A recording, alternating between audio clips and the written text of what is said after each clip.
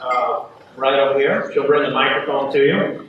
We are being recorded by the podcast Bourbon Pursuit.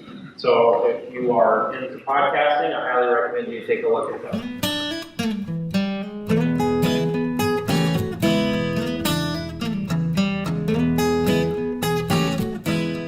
Hey everyone, so I'm a little late putting out this because I had a few messages of people saying, well, when's going to be the next podcast? And I wasn't going to actually release this one at all because it doesn't meet my standard of audio quality, but the people have spoken and you said you wanted to hear it no matter what, so here we go. This is from the Last Legend series by the Kentucky Derby Museum with Fred Minnick as the MC. And we had some audio malfunctions, and so this is the audio from the on-camera mic that is recording it in the room, so it's not taking it directly from the source. So please bear that in mind. I did try cleaning up as much as I could, but consider this a one-off. I promise only better audio from here on out. I want to send a special thank you again to the Kentucky Derby Museum for partnering with us to be able to bring you this content. This is going to be the last podcast for a few weeks, and we're targeting mid-June to start bringing you new ones. We're starting to do a few different things. One, we've got to take some time to be able to set up new interviews. Two, we're going to start getting a sweet new video intro completed. And then third, kind of the big hunt we're on right now, is we need to find some companies that want to partner with us to help support the show. So if you work at or maybe own a company that can use targeted advertisements for this type of demographic, please send me an email. It's theduo, THEDUO @bourbonpursuit.com. Enjoy this week's episode.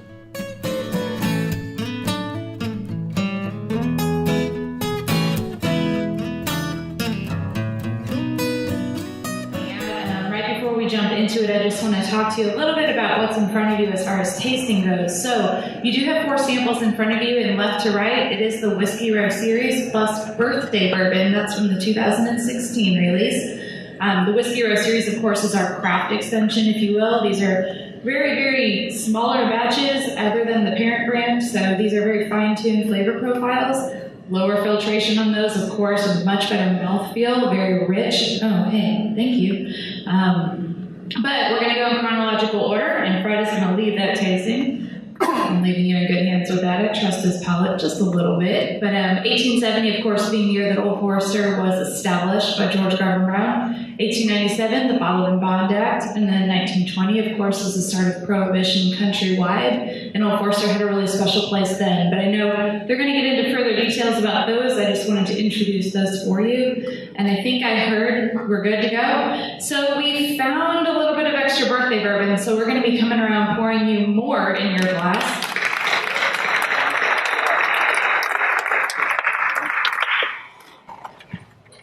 Top it off. So you'll get double the birthday bourbon. Okay, no one's going to complain about that. But I'll hand it back to you, and we'll go ahead and get the evening started. Thank you, guys. Campbell, do you think they should start with us with the heavy pours of birthday bourbon? It would be my first real drink of the day, and I don't see why that would be the wrong way to go. So Campbell, ladies and gentlemen, I just want to say thank you so much for coming here. You're not like the master distillers and the brand ambassadors. You don't do this sort of thing. So it's a real treat to talk to someone who's more of a behind-the-scenes business guy in the industry. And this is a great opportunity for this audience to learn what that's like. So thank you so much for coming out. Happy to be a part of it. Glad to pursue. Well, absolutely. I want to start off real quick. You started in the mailroom. Yep. What was that in the ranking of the jobs? Where's the mailroom sit? It's been hard to overcome what a fantastic experience that was, but in 22 years, there have been a few that have been a little bit more interesting and probably strategic than the mailroom, but I think anybody that has a mailroom story knows that it is a wonderful location to learn about the people that work at your company. You learn about departments, and you learn about the importance of keeping first-class mail separated from second-class mail at all costs, because often you do not want the first-class mail being left behind at the office with the second-class mail, especially if you're traveling the next day. And that was something that happened to an executive of ours that when I failed to separate the mail, I learned that lesson quickly, and then there was a bunch since then that I certainly picked up. But I did enjoy the mail. Any paper cut injuries or anything like that? I mean, it's a dangerous role, and it's one we weren't paid well. I think people knew that, but they knew the kind of courage it took to get the mail delivered every day. And I think people still look at me with a little bit of suspicion and awe. Yeah, well, you paid your dues, obviously. Yeah. You know, from mailroom to one of your niches was you were really into the global scene of the company. And now here we are in international just growth, unlike anything we've ever seen. What was it like, 10, 20 years ago from an international perspective for bourbon? It was, so I started in '94, and I started working for our Advancing Markets group, which was kind of another word for emerging markets, and I was based in Louisville, but wanted to go and actually sell bourbon, sell our products overseas, and then eventually ended up taking a job which was supposed to be kind of a 4-month, go help put together this joint venture, you're in, you're out, we're all good. And so I moved to New Delhi, India, and within about a week of being in New Delhi, it became clear that there was no way I was coming home in 4 months. And I ended up getting an apartment there and living. And what we were doing at the time was a joint venture to locally bottle Southern Comfort. And so we're importing some of the ingredients and then using Indian ingredients, using their glass, their labels, their closures, some of the sugars, and mixing it with our ingredients that make Southern Comfort so specific, and bottling it over there. I did that for a year, and at the time, there was really no bourbon. And our job in the Advancing Markets group was to really create American whiskey markets, which at the time for us meant Jack Daniels. And really the number one indicator we would use to help guide our investments and where we would put people was where was Johnny Walker and where was Johnny Walker big. And India, as everybody knows, a lot of people know, I think had a very big Indian-made foreign liquors, what they call whiskey category, and a massive middle class. And so there were a lot of companies like brown-forman going to India and beginning to try to set up a business in those countries, selling directly to the Indian population, taking advantage of this massive middle class. So it was more of a whiskey hunting expedition than it was really establishing Kentucky bourbon per se. That came later, I would say. And India's a very large market for their whiskey. Yeah. Which we wouldn't necessarily consume here. But did you drink any of their native spirits? I did. Our partners over there was a company called Jagged Jeep, and they had a Indian-made foreign liqueur scotch called Aristocrat. And it was, developed so it would taste like scotch, which I think if you're actually a scotch drinker to begin with isn't such a bad thing. But I did not enjoy scotch. The flavor, the taste, the smell, anything to do with scotch at the time. So I found the whole thing, a bit of a challenge. Also, I was a little worried about kind of the mixing side of stuff. Like, am I going to add water to this? Should I add the ice? Is the ice okay? So I was drinking a lot of warm spirits, and most of the spirits that I was drinking are ones that I really didn't had yet developed a taste for. Okay. So not ideal. So that was not an ideal time for your bourbon consumption life. What were some of the other foreign markets that you worked in? So I went from Manila in India. I went from Delhi in India to the Philippines in Manila. I spent a year in Manila, essentially doing a similar project where we were local bottling Southern Comfort. There was, because there was such a large American population, there were still a lot of bases over there, and both populations were very strong English speaking. So as a marketer, it was easy to kind of set up brands, talk about brands, establish and communicate to consumers directly about what you were doing. But that, again, that was Southern Comfort, but there's quite a bit of Jack Daniels being consumed there as well. And I spent a year in the Philippines, and then ended up moving to Istanbul, and I lived in Turkey for 3.5 years. And that's where our number one focus was on the importation and distribution, the establishment of Jack Daniels in a very big Scotch whiskey market, dominated by Johnny Walker, dominated by Chivas Regal. And it was the first 50,000 case Jack Daniels market that was created in the Advancing Markets Group over that 3.5 years. Wow. Were you writing letters back home and saying, like, look what I'm doing, guys.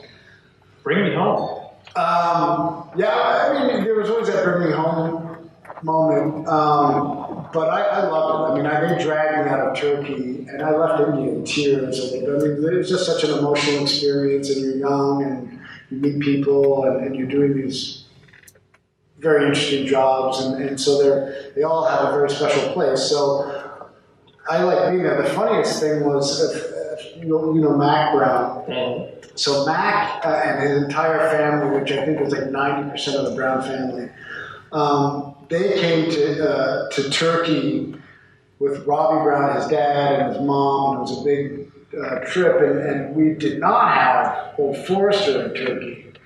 And I would imagine that Turkey was probably the first quasi-Middle Eastern country in the world to have Old Forester there. And we got a good sense of where he was going to be and where he was staying. And we had bottles of Old Forester kind of well-positioned in every bar that family went to through Turkey to Dubai and everywhere else. So thank God for Mac and his very, he was unwavering in his support. I don't think Jack Daniels would be a substitute for him and his mom at that time. That's the case for a lot of people at brown-forman. They're Old Forester or Jack Daniels or Woodford. Within your own company, you have a lot of brand loyalty. Yeah, I mean, I think at any of these portfolio companies, people line up against their favorite brands, and I think as new brands are brought into companies, tequilas, new types, they become very shiny and exciting, and they tend to get a lot of attention. I think Old Forester, certainly at Brown-Forman, has a very special place in the hearts of every employee there today, all of our retirees. I mean, those that have grown up with that brand and have worked at Brown-Forman. And we have people that work at Brown-Forman, God bless them, for 30, 35, 40 years. Old Forester tends to be their kind of beacon and their kind of true north. And I think we're very fortunate as a result of that. And so there are certainly a lot of Gentleman Jack drinkers and Early Times and all the other great brands. But I think people have a very special place in their palates for Old Forester. So I'm curious, the people who work in brown-forman proper in Louisville, do they secretly hate Jack Daniels because of the Tennessee whiskey? Impossible. I mean, I think at the end of the day, our company has been as successful as it has been and has been able to be such a great, I think, really a good citizen of this community, largely as a result of our ability to grow and foster a really strong franchise of consumers and brands that are supported by arguably the greatest trademark of liquor in our industry. I think if you talk to anybody at Brown-Forman, they would all have really great things to say about Jack Daniels. I think we all acknowledge the role that brand has played in our lives, in our children's lives, in our... Your children aren't drinking it. Not my children. Okay. No. I know what you were saying. Yeah. Right? I was So the Old Forester, on the other hand, was also in the family for as actually before Jack Daniels enters the picture, and yet it's kind of neglected. After when bourbon starts falling, and you guys invest a little bit in a light whiskey that didn't work out, and, which you can't speak the name of your company. But the Old Forester is really neglected for a very long period in your company's history. You know, I think a lot of bourbons were neglected, and I don't know if neglect is the most accurate descriptor of what transpired from probably the early 60s until literally 5-6 years ago with Old Forester. I think it was obvious that one of the reasons why the Jack Daniels became available was that the Motlowes could not afford to grow the brand. And as Brown-Forman became owners of the Jack Daniels trademark, the resources required to make that brand available. Remember, all through the 70s and 80s, Jack Daniels was heavily allocated. I remember my father lived in LA, in the West Coast, and there were liquor stores you couldn't walk into because A, they knew who he was, and they could not understand why they couldn't get Jack Daniels in his liquor store. And so he was persona non grata until they got that sorted out. And then so there was it is a brand that just required attention, a lot of attention, and given the opportunity that I think people were predicting, resources had to be split unevenly and disproportionately over decades. And at the same time, you had the explosion of vodka on the scene and imported vodkas. And so that in itself put a lot of stress in the federal excise taxes. So there was a lot of stress from all sorts of areas coming down on bourbons and heavy flavored products. And I think to attribute the decline of Old Forester to something that happened organically at Brown-Forman is a little short-sighted given everything that was happening to our industry at that time. And really, I think the great thing is to focus on the fact that over that entire period where the brand, was over 1 million cases, it was less than 100,000 a couple of years before I took over. It's now trending nicely over 150,000 cases and growing at a really great rate.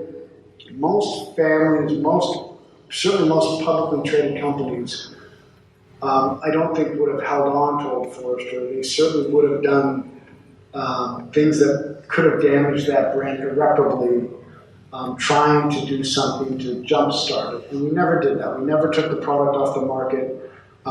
We never mothballed it. We never held on to the trademark and just said, hey, we'll wait for a sunnier day. And that brand always had our attention. It was a brand, if you ever went to an annual shareholders meeting, there's never any questions at those annual shareholders meetings, but every now and then somebody would raise their hand and ask a question about Old Forester.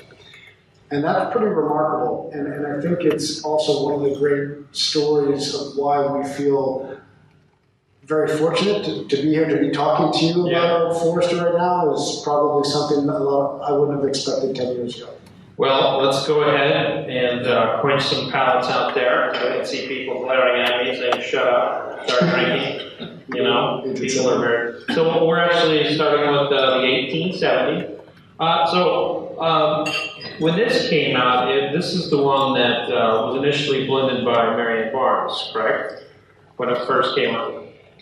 Yeah. And then she left shortly thereafter. Correct. Did that shock you when she left?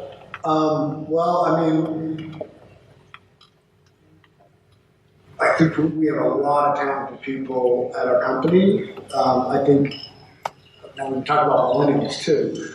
I think there is a huge appetite for skilled people to do more, and she got a great opportunity, and she's followed that, and she's doing something really inspirational, I think, for women everywhere and for distillers everywhere, and I think everybody wants to see her succeed and do well.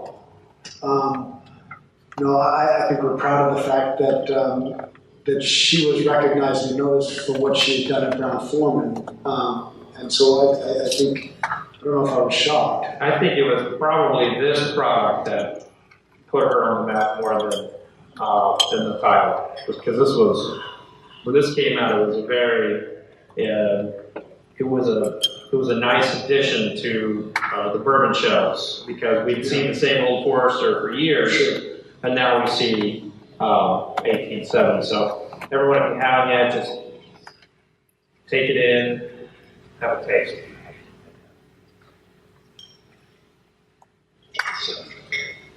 So that the idea to come up with this craft series, what was the strategy behind this new packaging, this new labeling, this basically this entirely new series for a brand that had just been been basically two products for a long time? Well, yeah, I think that there was a level of anticipation around the category and the role that craft could play. We had seen some brands come onto the scene that were, coming out of nowhere, kind of on scratch with these interesting stories. And, we had a brand, Forester, that has lived in the market for years through a number of very important milestones in our industry. And people have always said, it is such a great quality product and it's at such a great price. And so if you have kind of the fundamentals right on your brand, are there things that you can do to provide consumers with a different expression of what they've become used to? And we certainly wanted to go explore our history, some of the processes that have been employed in the past, and look for ways in which we could extend the brand, but in a way that felt good to Old Forester. And that was really following our timeline and following history, and that's kind of what led to it. And, Chris and the production team, they all have a real affinity and I think a lot of respect for the whiskey making process and how it's developed and evolved over time. And so this was a way to explore that a little bit. I have a question for you that I think a lot of people in the audience will appreciate. You mentioned pricing, and a lot of us do not understand why there's one bottle on the shelf that's 4 to 6 years old, and it's $85. Yeah.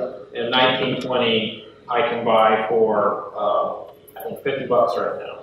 Explain to me how you're able to price, or explain to me the pricing strategies and how people even determine the price of a bottle of bourbon on a shelf. Will play into that at times. And frankly, it's, it is a supply and demand equation, but I think as well, there's levers to pull with respect to availability. How fast do you want to grow in Canada? How fast do you want to go in France and Germany? And those are kind of the debates that we have internally about what we're able to, what we think we should do with the product that we have available to put in bottles. Just don't increase the price in 1920. We'll be marching on Washington. Okay. If you do that. As long as you're willing to picket signs and getting some awareness out there. We'll have picket signs and all sorts of stuff. And, politics runs deep in your family, so. We're not going there. Yeah. Oh, I'm not going into politics. I promise. But I do want to say on pricing. So you're, some of the best bang for your buck is Old Forester, but you obviously care more about this industry than just your brand. You want to see everyone succeed. You're part of the KDA. You're part of helping smaller distillers, and the Brown family is really good for mentoring other smaller companies. Should a consumer buy a craft whiskey or bourbon in that $80 to $100 range just because they should be supporting that distiller? I see no reason why they should not. All right. That is, yeah. I think one of the great things about bourbon right now is there's so much choice, there's so much different. There's more variety out there in this category than there ever has been. And I think so many of our consumers that enjoy bourbon want to be able to compare and contrast the different styles, the different proofs, the different ages. And, you know, for so many of us, it is a hobby. And so you invest what your budget allows you to invest around your hobby. And I would say the more frustrating thing is just the availability side. Yeah. You know, that's where... I mean, I know the worst time of year for us on the brand team is when we figure out how much birthday bourbon we have. And, you know, we're kind of insulated a little bit from the consumer by it, but our sales organization can get very vicious. Yeah. And they have long memories. That's good. That's good bourbon. How do you decide to open... What's the process that goes into opening a new market? Well, first of all, is availability. Do we have product? I think, and I'll go back to Jack Daniel's. Jack Daniel's has been a wonderful bright light that we can follow to help us. It's created relationships. It's created awareness around American products and tastes and flavors, and so. That's often a good sign. We will often look to the bartenders in those markets and see where they're going and what they're doing with their cocktail culture. Ultimately, especially Australia is an easy one because there's so much bourbon has been available there for decades, and you want to be a part of that. But they've also had very, very high taxes and barriers to entry that don't allow for explosive growth. It's really it's a slow burning process there. But you look for demand and you look for where we have people now in all of these markets and they've created their own bourbon and whiskey strategies and ultimately they're the ones that come to us and say, no, we're ready for Old Forester. We've got a great whiskey strategy. We think that this brand really allows us and our sales organization to tell a whiskey story that nobody else can tell. Diageo can't tell this story. Pernod Ricard can't tell this story. But with Old Forester, we can tell this authentic, generational story that we believe can help us sell all of our whiskeys.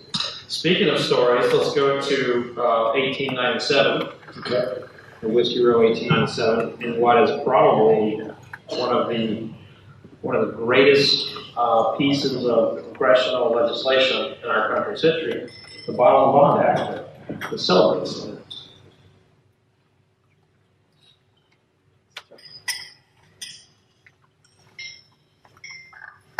I think you were named president right around when this came out, because you were right. The series started before you took on. They made it very easy for me to come to this job. They did all the hard work, right? Yeah, they really you've done exceptional things, but not long after you take the helm, you have a tragedy. The fire in downtown. What was that like? That was not good. So, it was one of those things where I was sitting in my office. It was towards the end of the day. I think it was even a Friday or something. And one of my friends who worked up on the 5th floor there with Paul and the gang calls me and he's like, hey, a buddy of mine who works one of the law firms called me. He says Whiskey Row's on fire. I haven't heard anything like that. He's like, he says there's smoke coming up from Whiskey Row. So I'm like, well, it's a whole row. Like, where on Whiskey Row is the smoke coming? And then you turn on your TV, and I think they had a helicopter up there already, and they had a live feed. And there was so much smoke. You had no idea where the fire was. And, my heart sank. I called Mike Beach, who's doing the project. You're like, do I go down there? What can I do? What's it like? And I've been, to your point, I've been in this job for just a few months. And so then you start getting phone calls, and went down there for a second, and it was chaos. But we, knew that it was still staying away from our buildings, but you didn't have an appreciation for how long it would go on for, and kind of the damage, and it was pretty brutal. But miraculously, nobody was injured. Nobody was died in the process. We're all back building and constructing. I think it challenged us in some of our planning, and actually all of us that worked down there. I think it brought us all together in a stronger partnership in terms of really understanding and supporting each other and what we were doing and the kind of investment we were making and how important those buildings are. And then, of course, you start finding out, this is like the second time those buildings have caught fire, and it'll probably happen again. No. So, yeah, it was pretty surreal. I went down there immediately to, take pictures and kind of see it. And one thing and how you're able to keep yours in a really affordable spot. Well, the two main things that play into price are what's it cost to make, right? That's the main thing. What kind of glass, what kind of labors, what's your product, what's the efficiency of the distillery? There are some real fundamental, measurable inputs into any bottle of any product that you've got to be able to represent your price. I think the one really great thing about this brand, the one thing that I think we're really fighting to establish as a hallmark of who we are is that we do not want to get the most possible money we can out of every bottle of bourbon we sell. It's unnecessary for us. And so we actually want to stand out a little bit because we're accessible. We want bartenders to know that they're getting a great bourbon and they can charge a price that they feel comfortable with, have a nice ticket ring up for them, but it's not going to break their bank, the consumer's bank. And it's hard. It's really a hard balance to strike. There's a lot of people that are part of the pricing discussion. Consumers are certainly a big piece of that. Distributor, retail, wholesale partners, retailers, and so you're constantly looking at it and tweaking it. And the other piece is that you can't control all of your inputs. You can't control corn prices from day to day, or wood, or your access to certain grains, or some disaster God forbid. So what we've seen, I was really impressed by was firemen. Yeah. We have some amazing firemen. Yeah, no doubt. Did you have interactions with the fire chief? Or? We did, yeah. I think we had two. Well, when we actually did an official groundbreaking, it was around our shareholders meeting in July. We invited the chief down and a lot of the first responders that were there that day, recognized their work. Paul did, myself, Garvin, our chairman. And then we even had we hosted a lunch and another recognition point for all of the first responders and firemen down there, I think a couple months later. So we've certainly, had an opportunity to kind of look them in the eye and thank them for their efforts and kind of the brave steps that they took and the measures they took to save those buildings. And what conflict? Well, I'm not entirely sure. I think it was one of these, that there was work going on. I just started down there, and I think people left for the day, and either a spark or a tool was still kind of hot, and it just one of those crazy, unfortunate accidents. Yeah. Well, thank God everyone's all right. One of the things that you all did was you saved the brick. You saved the facade. Wouldn't it have been just cheaper to let it tumble and rebuild? Yeah, and I think that debate had happened a few years before, and so everybody that was a part of this process knew that that wasn't going to be an option, and frankly, we had the engineers down there. We all had the capabilities to look at it a little bit differently than somebody that's really dependent on more real estate transactional values, and so that wasn't a consideration.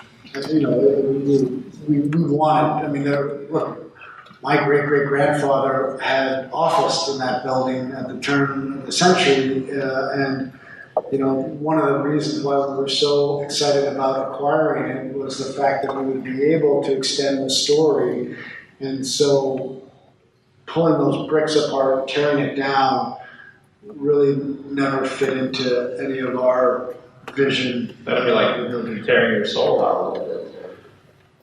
Yeah, I mean, it would have been pretty tragic. Your family and what it has done for Louisville is amazing, and what it's done for Bourbon is amazing. I mean, you have your Louisville royalty and your Bourbon royalty. What's it like being a Brown? Well, I actually grew up in Montreal. My mother's Canadian, a long line of Caseys from Ireland. And while I was born in Louisville, I grew up in Canada. And so it's interesting. I mean, I was ambivalent to a lot of the stuff that I'm now deeply familiar with. And pretty proud of. I think we've had great leaders within our family that have made a point to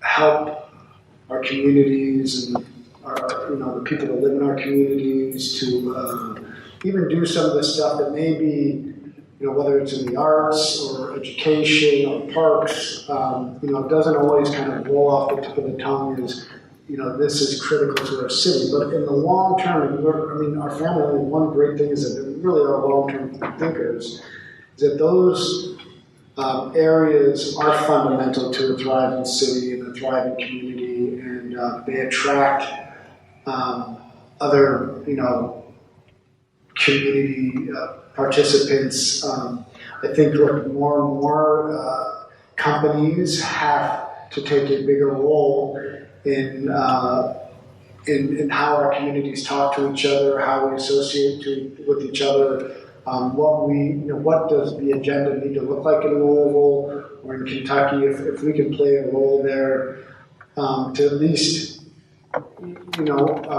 provide for the discussion and debate and everything else. I think that's what makes people really, whether they're doing it financially or intellectually or with their time, it makes a vibrant city. And I think folks like Elsie Brown is a great example of someone that just loved the city, loved what the city had done for our family, for our business, and to not be able to give back in some form, I think would be absolutely against anything he or anyone ever really stood for. I have read George Garvin Brown's memoir, and I've read memos of brown-forman throughout your company's history. And the language and the voice, what appears to be the culture, has always been the same. And that's fascinating to me. What is the brown-forman culture? I think the interesting thing about brown-forman, why we've got a lot of employees that have been a part of our company, and we've been a part of their lives for decades, is that there is a family presence there, and I think that provides some continuity. You can actually see some of the people that own the company in the hallways. You can hold us accountable. I think the culture really today is established as broadly by our employee base as it is by any family member. And I think we all just believe in the ideas of integrity and respect and trust. There is we're just an active group of people. We've got these employee resource groups now that allow employees to come together that are African American or female leaders in the company, or just new female employees, or LGBT, or non-drinkers, or people like me. I'm like almost 50, so I've got a group now. Thank God. And so, it's just, I think there's just been that kind of, and a lot of companies are doing it today too. I think there is a bit of a gap that companies need to fill, and we're seeing that happen, which is great. Where's your office now? Are you on the Dixie Highway, or are you? I'm down at Dixie Highway. When this opens up, they'll never see me again. I will be down on Whiskey Row. Yeah. No, I hope I'm down on Whiskey Row, and that's where I'd like to be. Do you hope to stay with Old Forester for the rest of your career, or will they call you up for something else? It's funny. I've had a number of jobs. I'm like, okay, this is it. This is great. I'm good. You don't want another job. I'm fine. And they're like, hey, how would you like to be president of Forester? What does that mean? And so, I'm very happy with where I am, who I get to work with, what we're doing with the brand. I spend more time in Louisville, which means I spend more time with my family. So I'm pretty content. I've joined our board recently, and it's a nice time to be here, be part of everything brown-forman is doing. It's a good time to be in the bourbon. It sure is, yeah. It really. And now let's go to what is one of my favorite bourbons of last year. And actually, I was telling you about this earlier. Yeah. This is 1920. This was a contender for Whiskey Advocate's Bourbon of the Year. For American Whiskey of the Year, they ended up going to Booker's Rye, which is exceptional. It was the last thing that Booker had made. But it's hard to beat this right now for the money. It's just, it's the right proof, very full. What's your best-selling Old Forester from let's say, not from a volume perspective, but just like you can't keep it on the shelves? Well, the obvious is birthday bourbon. After birthday bourbon. Yeah. So, 1920 has been a bit of an eye-opener to us, and it caught us off guard. We had to run back and get some bottles filled that we ran out very quickly. It's reignited the entire conversation around the Whiskey Roast series. It caught me off guard mostly because as such a high-proof product, you don't expect the kind of repurchasing that happens. Let me explain to you why. Please do. Yeah. Who here likes high-proof bourbon? Yeah, buddy. All right. So every one of these people here are what we would call whiskey geeks. Yeah. People who have developed flavors and just understood what whiskey is and how it should taste. And we get more out of a higher proof product because we can dilute it to what we want. Right. But once you go down to 90 proof or 80 proof, we can't come back up. You can't control it. And so we don't know what that flavor was like. And what's interesting about that is I know that you make more money off the lower proof stuff unless you increase your price exponentially on the high proof. But the flavor you get in that 115 in comparison to something that's in that 90 to 95 range, it's night and day. Right. It's just night and day. So, and I think brown-forman was actually against barrel strength products in the company. Yeah. And the first one was the Jack Daniels a couple years ago. Yeah. So why the kind of corporate stance against barrel strength products? I don't know if there's anything against. I think, and you've been around us long enough to know, we're a conservative company. I think that conservatism probably plays into some of it. It makes you, you really want to understand what you're doing with proof. And there was a time, frankly, when I was on the sales side, where these higher proof products were being used, probably not in the savor and really experiment with, but it's like, how fast can I get there? And they're being put on chiller machines, and they're being, consumed as shots all the time. And that's not a business that's sustainable, and I don't think it's a business that we really want to be in there trying to create a basic business. We've been very consistent about responsibility, what it means to our model and to our brands and to our employees. And I think now, to your point, there has been a shift, and people really are buying higher proof products because they want to explore the flavor wheel, so to speak. And not some of the best bourbons I've ever tasted were, the 1950s and 60s Old Foresters, and then straight from your barrels today. I mean, that flavor profile is really nice in that uncut, kind of unfiltered, or even at a lower barrel strength at 115. So please, keep doing that.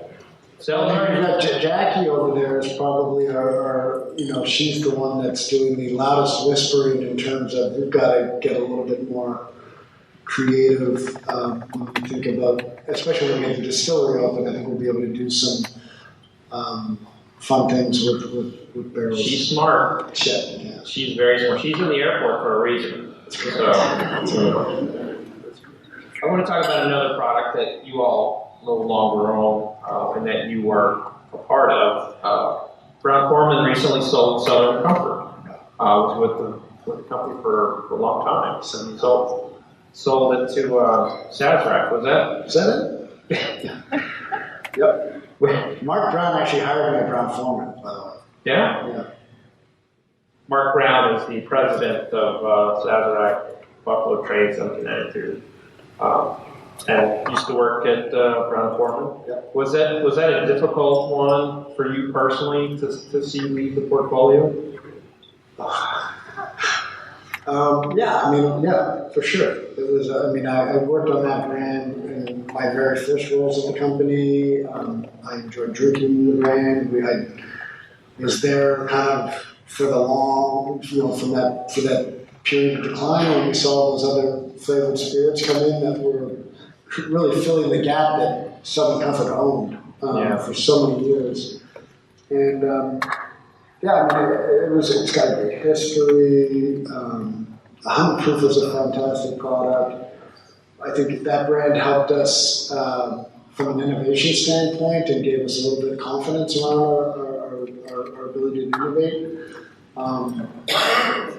But it was hard. It was a tough brand to sell. And when you're selling a portfolio, and you want as few of those as possible. It's a brand that. And you all, in my opinion, you all have the best ad campaign. Which one? With the big fat guy walking around, shirtless and not caring. Good music there. Maybe he made me feel comfortable about myself. Yeah. I think you made a lot of people in the liquor business feel comfortable about themselves. If you didn't see the commercial, big hairy guy walking around, and sometimes a speedo. And YouTube it. You'll regret it later. Yeah. But so let's take a look at your best-selling product here. I don't think we got repours. We got left out on the repours. Everyone else got a repour of the Old Forester already? No? Oh, we're still waiting on that. Okay, so we'll hold off on that. We'll just finish. We'll wait for the next bottle to come around, but so we'll just keep talking then. So bourbon it's back. It's back. Yeah. What's next? More bourbon. Where do we see an end to this incredible growth? So I think what we may see is a redefinition of what kind of growth is, right? I think the category continues to grow really, really nicely against all sorts of price points and all the different on-premise and off-premise channels. There's a ton of opportunity outside of North America that is just being touched right now. So I think we'll continue to see very good growth. I think, what we're all kind of anticipating now are how will the new bourbons impact the category's ability to grow the overall size of the pie? Because I think a lot of these new distillers don't have bourbons yet. And so I think we'll see another kind of influx of, thank you. That's great. We'll see another kind of, another step up in volume when some of those bourbons become bourbons. Mm-hmm. But, that's the great thing. You've heard people in our industry talking. We have pretty long horizons, and trends don't kind of change like they do in tech. Is vodka, last year there was a report, the sales numbers were that vodka grew at 2%. Have we officially knocked it, or has bourbon officially knocked it down enough where it's going to stop growing a little bit? I think vodka will continue to grow. I think that they're also doing some neat, innovative things that are less flavor-driven and more just kind of processed. Obviously, being vodka, they can't be flavor-driven. How much can you do? Yeah. I think gin is another area that's getting a lot of attention right now. I think rums are an exciting area to be in. Again, what's happening with the rye category is really exciting. We may see some more wheated kind of American-style bourbons. Mm-hmm. Irish whiskeys. I think just the overall whiskey world is a great place to be in. Bourbon is getting the majority of the attention. I think will continue to for quite some time. Again, it's like anything. As we've seen the growth on Old Forester kind of take flight in Washington State and California and Arizona, it's impressive and it's growing fast. And those are parts of the country that were not bourbon centric in pre 1980. Right. So one category that people always bring up for bourbon's regrowth is flavored whiskey. It seems like that's plateaued out a little bit. We're not getting as many new flavored products as we used to. Has flavored whiskey ran its course? Yeah, I'm probably not the best person to talk to at brown-forman about flavored whiskeys. I don't think it's run its course. I think it's actually still contributing to a lot of the growth that we're seeing in whiskey. I think people are becoming more selective of the flavors, and we'll probably see it evolve into maybe flavors that are closer to the traditional grains that are being used. You'll see less of the cinnamons and whatnot, maybe just more around different styles of corn and different grains. That to me seems like a logical place. I feel like we play with flavor on Old Forester all the time, but we don't get any credit for it. Because we're not, adding a cinnamon or a honey or something. Actually, no, you're to be praised for that. We're not adding anything. Seriously. To me, the best flavored bourbon out there is the one that's just a barrel.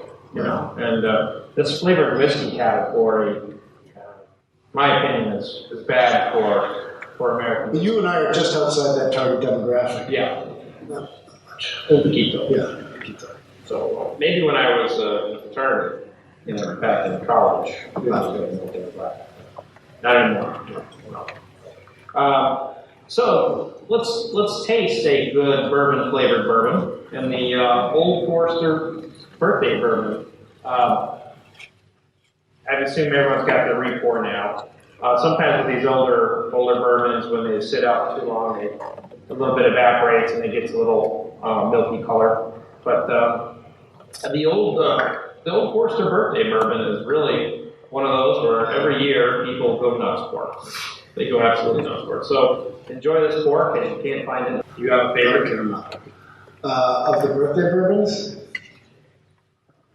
We did this thing in New York over, what was that? September. I had my jaw wired shut.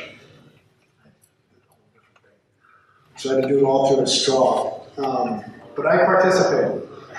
And we had That is dedication. we had 16 of the birthday bourbons out there. And I thought like the 07, I think that was the one that really struck me. And I like this, the one from last year. Is this the 100 proof? That was 2 years ago. I think this was probably my favorite in the last few years, too. Very nice. Can we be expecting any new line extensions from Old Forester? Yes, you can. Awesome. What are they? I can't tell you. They're going to be great. Will we see age statements? Or, you know, like... I mean, that's kind of some of the stuff that we're toying around with, right? When that distillery gets completed, we've got a dedicated bottling line that gives us some flexibility, and just we can do smaller runs of things.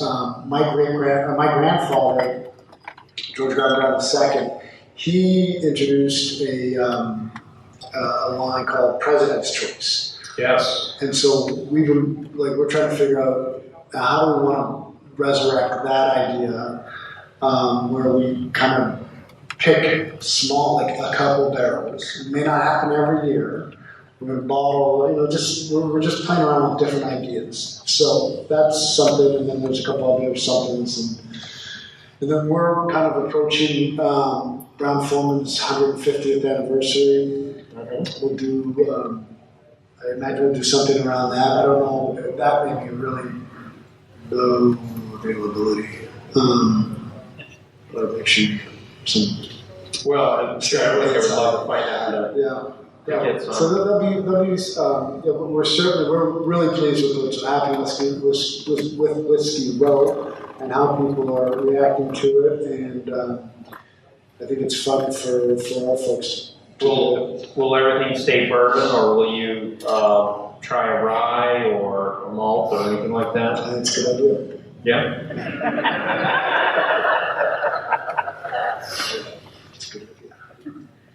For when when is it going to be ready downtown? The distillery? Yeah. It's not ready. It'll be ready. Okay. It'll be ready spring. That's about as narrow as we'll go. Spring of 2018. So I mean, we've got a lot. We put in the fermenters went in a month ago. I feel. It is coming together. I mean, there's concrete blocks going in. The stairways are set. The elevator areas are set. We'll be bringing in the still this summer. We'll be putting in the bottling line shortly after that. Roof goes on, I think, in August. Yeah. And then we've got to test all this stuff, right? Make sure it works. It's going to work. And the Shiley facility will still continue to be in your workforce. That's the workforce. Do you have a distiller picked out for this new Old Forester stuff, or will it just bring people over from China? Yeah. Honestly, it's just Yeah. It's going to work out really well. It's going to be great. Well, hey, at least you're honest. I mean, I asked you a closed question. You answered it great. What do you think about this explosion of rye we're seeing? Brown-Forman's had a couple nice ryes come out. Do you see that as a compliment to bourbon, or is that a potential competition on the shelf? Well, I think it's a compliment. I think it allows. I mean, just from we all know the master distillers and the folks that are the master blender. They want the ability to go create things and develop things, and so rye is a great opportunity to just. I think for brands and for individuals to demonstrate their ability, their capacity to innovate and make things different, but keep them all fairly tight in association. So I think they're great for the brands, they're great for the consumers. Most of them have turned out to be excellent. As part Canadian, rye has got a unique spot in that kind of that culture, and I think these are far superior ryes than some of the ryes that were available in the 70s in Ontario and Quebec. Yeah. Do you drink a lot of Canadian mist? Canadian mist is brown-forman's Canadian whiskey. I drink. I'm having a love affair with Old Forester, so I'm trying. It's actually one of those brands where once you get a palate for it, it's very specific in its flavor profile. It is difficult to go to a different category. Probably okay in bourbon, but to go to different categories. Well, my father-in-law, who lives in London, Ontario, actually hasn't developed a taste for bourbon yet, and which is disappointing. But he loves our Collingwood, and he does drink Canadian mist. So usually when I'm visiting them, that we'll do Manhattans and we'll do them with either Collingwood or mist. I've at least gotten him to remove CM7 from this. That was hard. Yeah. No judging. Well, Campbell, thank you so much for being here. Everyone, if you can grab any of that. I'm looking at the audience. Looks like you guys drank it all. But if you have any left, from Canada to the mailroom, to India, to the presidency of probably the most historic bourbon brand we have on the shelf right now. Cheers, Campbell. Thank you for being here. Now we'll open it up to the audience for questions.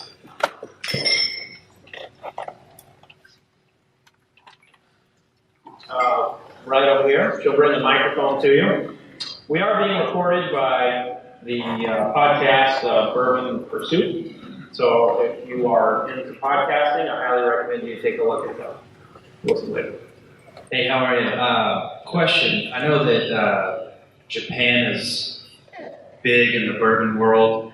Do you guys have any bourbons that are specific just to Japan? I know that Four Roses does, and you can't get it anywhere here in the States. Do you guys have anything like that? Yeah, we do. Early Times is a bourbon in Japan.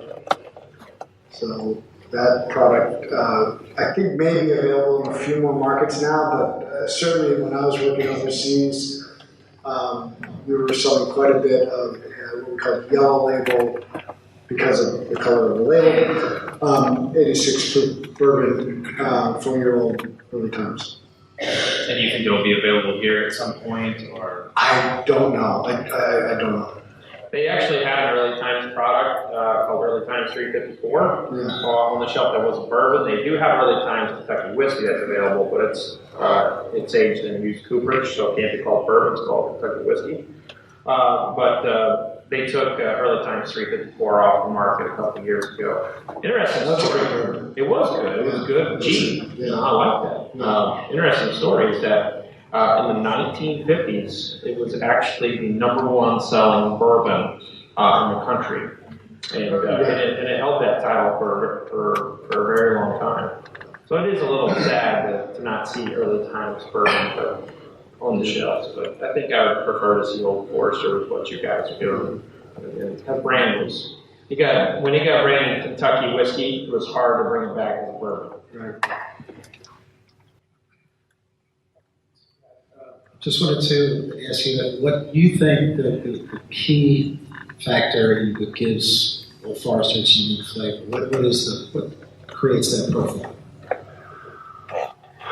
Well, I think what we talk about the most is the balance that the brand has, and that's why it's been so popular, especially the last 4 or 5 years, as behind the bar for professional bartenders. I've got to believe that the barrels that we make at brown-forman cooperage play a pretty significant role in the end product's flavor.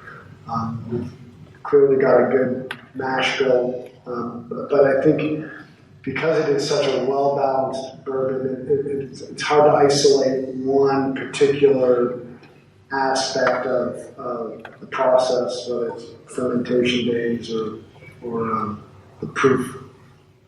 It really is a good combination, but I always kind of come back to the cooperages and the wood sitting in it. Jackie may have. I was going to say your yeasts, they have a lot of, when someone starts a distillery, the first thing they do is they send headhunters in to try and steal people from brown-forman. The distilling talent they have there is exceptional. Yes, sir. I've been in restaurants in Louisville when the restaurant might take advantage of the price point, and I've had it so many times. I know that what the range is.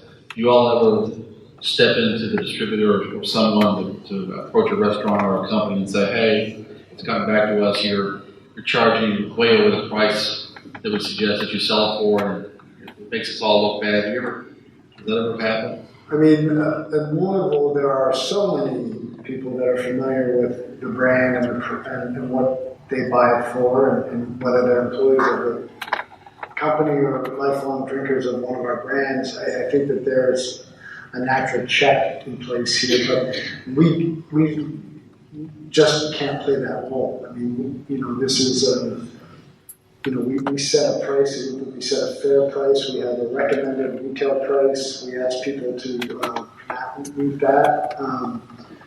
But the competition that is occurring today at the retail level is so robust that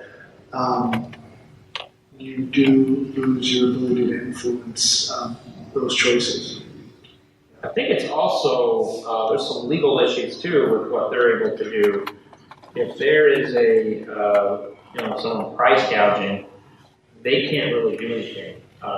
Once they sell it to the distributor, because that's how it works in this country, is that the manufacturers of alcoholic spirits, or even fermented alcohol, they sell it to a distributor who then owns it. So the distiller or the brewer no longer has any control over it. They can pipeline marketing dollars down. That's different. But the distributor is the one who would have to make that comment anyway. And I'm not sure it's legal in Kentucky for anyone to dictate what a retailer or restaurant can do. Earlier today, we visited a cooperage in Lebanon, Kentucky, and found it to be totally fascinating. So, could you at least tell us where you get your wood? Well, we own our own cooperage. We have two cooperages. One here. No, we couldn't get in. We have tours, and then there's one down in Alabama that really does a lot of Jack Daniel's stuff. We also own our own mills, and the wood comes from all over the place. And then we've got folks out there that are pretty specific in what they're looking for, and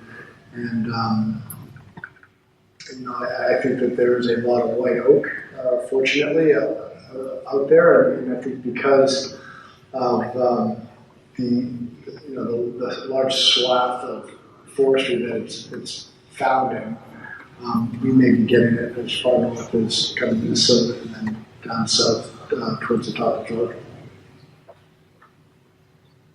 All right, we have time for one more question, and then from there, we're going to watch The Greatest Race. Does anyone else have a question? Oh, right here. This will be our final question. Yeah, just curious, where are you targeting, globally outside of the U.S. at this point? I've still got a lot of family in Canada, so I'd like to get more of a forester in Quebec and Ontario and BC and stuff like that. So we're certainly looking up in Canada. I was in the UK this week, and we've got a nice basic business that's taking root there. And Australia's an important market for us. And at this stage, that's where we're kind of limiting our focus to. I think we'll look. We'd like to get something going in Asia, and certainly duty-free, global duty-free is an area that we're really interested in, especially with this whiskey roast stuff. All right, now I'd like to turn it back over to Pat. Yes, before we close out tonight, on behalf of the Kentucky Dairy Museum, I wanted to thank Campbell and all the support that Brown-Forman shows the Kentucky Derby Museum over the course of many, many years.